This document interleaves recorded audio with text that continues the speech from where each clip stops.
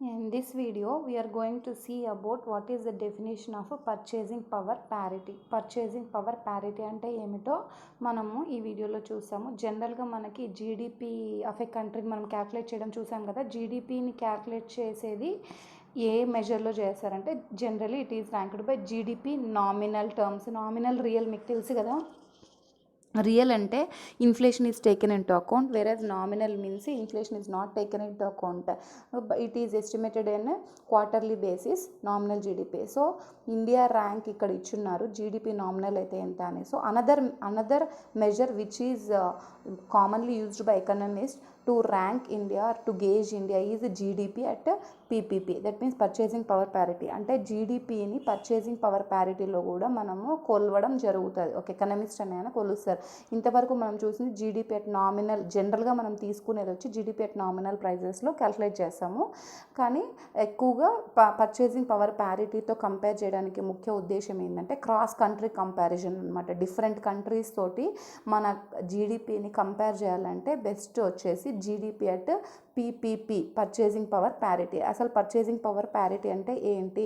Purchasing అంటే కొనడము, power అంటే capacity ఏదైతే ఉంటుందో అది, ప్యారిటీ అంటే ఆల్మోస్ట్ ఈక్వాలిటీ చూపించడం. So it is self explanatory, the definition it self is self explanatory. Purchasing power parity అంటే మనము ఇప్పుడు ఏదైనా ఒక వస్తువు, ఫర్ ఎగ్జాంపుల్ షూ ఉంది, ఈ షూని ఇండియాలో కొనాలంటే మీకు ఎంత కాస్ట్ అవుతుంది, అదే షూని యూఎస్ఏలో కొనాలంటే ఎంత కాస్ట్ అవుతుంది చూసుకుంటే ఇండియా అండ్ యూఎస్ఏలో రెండుట్లోనూ మనకి సేమ్ ప్రైజే పడాలన్నమాట. సేమ్ ప్రైజే పడాలి అంటే ఇప్పుడు యూఎస్ఏలో ఒక $2 పడింది ఆ షూ అనుకుంటే ఇండియాలో ఎంత పడుతుంది? 2 × 70 140 రూపీస్. సో 140 రూపీస్, ఎందుకంటే $1 = 70 రూపీస్ అప్రాక్సిమేట్గా తీసుకుంటే 140 రూపీస్ పడుతుంది. అంటే ఇక్కడ మనము సేమ్ ప్రైస్కి కొనడం అనేది పర్చేసింగ్ పవర్ ప్యారిటీ వస్తుంది అనమాట. సో అంటే ఆ కంట్రీస్ యొక్క కరెన్సీస్ని అడ్జస్ట్ చేయడం జరుగుతుంది. అక్కడ $2 కదా యూఎస్ఏలో, ఇక్కడ కూడా 2 రూపీస్కి దొరకాల షూ అంటే దొరకదు, దాన్ని అడ్జస్ట్ చేస్తారనమాట. అంటే ఈ డాలర్కి ఎన్ని రూపాయలు అనే కరెన్సీని ఎక్స్చేంజ్ రేట్ అంటారు. ఆ ఎక్స్చేంజ్ రేట్కి అడ్జస్ట్ చేస్తే అప్పుడు దాన్ని పర్చేసింగ్ పవర్ ప్యారిటీ అనడం జరుగుతుంది. ఓకే, సో సీ హియర్, మీకు ఇక్కడ కొంచెం నీట్గా చెప్పాలని చెప్పేసి ఇక్కడ స్లైడ్ కూడా పెట్టడం జరిగింది. ఇక్కడ చూడండి, ఇక్కడ వీళ్ళు బర్గర్ని కొనడానికి చూపించాడు అనమాట. ఇక్కడ బర్గర్ ఎక్కడైనా ఏ కంట్రీలో ఎంత ప్రైస్ పడుతుంది అని క్యాల్కులేట్ చేసుకుంటాడంటే, for example he want to live in India now USA person, అప్పుడు అతనికి ఉన్న పైసలతోటి లివ్ చేయడం జరుగుతుందా లేదా? ఇప్పుడు మన దగ్గర ఎంత ప్రైస్ ఉంది, అమౌంట్ మనం దీంట్లో ఇంత ఇన్వెస్ట్ చేస్తున్నాం, అదే యూఎస్ఏకి పోతే ఇంతే లివింగ్ స్టాండర్డ్ ఉంటుందా లేదా అనేది మనం క్యాల్కులేట్ చేసుకోవచ్చు పర్చేసింగ్ పవర్ ప్యారిటీ తోటి.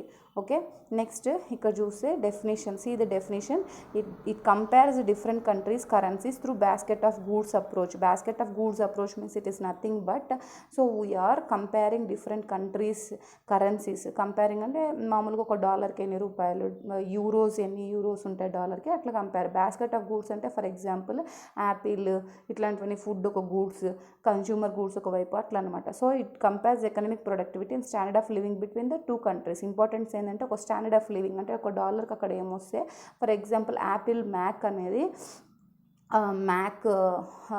అక్కడ ప్రైస్ వచ్చేసి $4 ఉందనుకోండి, ఇండియాలో వచ్చేసి సేమ్ $4 ఉంటుందా? ఉండదు. సో ఇంకా ఎక్కువే పడుతుంది. అంటే ట్రాన్స్పోర్టేషన్ కాస్ట్లు అవి ఇవి ఉంటాయి, వాటిని ఎక్స్క్లూడ్ చేసి అనమాట ఇవి. So that determines the standard of living between the two countries. అంటే లివింగ్ స్టాండర్డ్స్ ఎట్లున్నాయని చూస్తాం.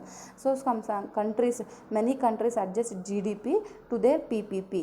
So the exchange rate between two countries should be equal to the ratio of two countries price level of A fixed basket of goods. మనం ఇందాక చెప్పుకున్నాం కదా, exchange rate అంటే ఒక $1కి ఎన్ని రూపాయలు వస్తాయి, ఒక $1కి ఎన్ని యూరోస్ వస్తాయి, అదనమాట ఎక్స్చేంజ్ రేట్ అంటే. That has to be equal to ratio of two countries price level. very important this one.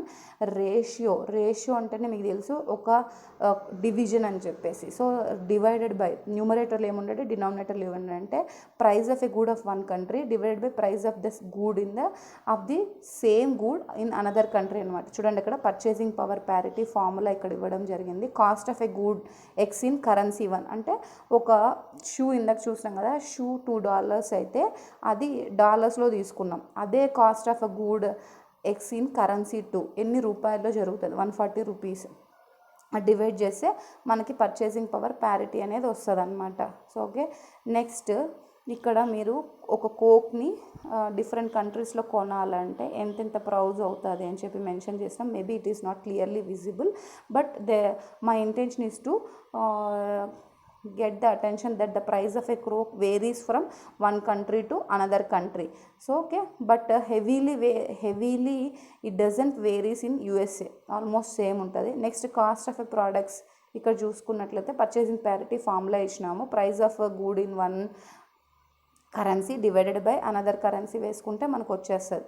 Next దీంట్లో ఏమి డిటర్మైన్ చేస్తాం, ఎక్స్చేంజ్ రేట్ ఎట్లుంది ఏమి ఎందుకు డిటర్మైన్ చేయాలి అంటే మనకు నథింగ్ బట్ ఒక లివింగ్ స్టాండర్డ్ని కంపేర్ చేయడము, ఇన్కమ్ లెవెల్స్ ఎట్లున్నాయి అనేదాన్ని మనము ఈ పర్చేసింగ్ పవర్ ప్యారిటీ ద్వారా ఈజీగా we can calculate or you can determine. Okay, that is the importance of purchasing power parity.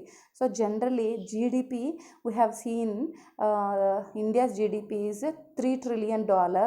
$3 trillion when it is calculated on nominal terms అనమాట. But when it is calculated GDP in PPP terms, that means purchasing power parity terms, it will be definitely in how much. So here I have given the dollars rate అనమాట. $1 is equals to how many rupees here? 75 Indian rupees. Okay, $1. So here when GDP, we can calculate, coming to the formula, when GDP is calculated in terms of nominal rate, then it is nothing but so what is the value of GDP in nominal rate అంటే 3 trillion ఉంటుంది. అదే GDP in terms of purchasing power parity అయితే 10 trillion ఉంటుంది. Here it is missing, I think we lost that, but you have to remember, గుర్తుపెట్టుకోండి GDP in purchasing power, here it is there. So purchasing GDP of India in terms of purchasing power parity తీసుకుంటే కనుక ఇక్కడ income approach తీసుకున్నాం, production కాదు. Purchasing power parity అయితే almost $11 trillion ఉంది. అదే GDP అయితే నామినల్ ఇన్కమ్ అయితే ఎంత డాలర్స్ ఉంటుంది? $3 trillion ఉంటుంది, అంతే difference. Okay, purchasing power parity is nothing but we're adjusting the currencies of different countries అనమాట. We're adjusting the different currencies to gauge the living standards.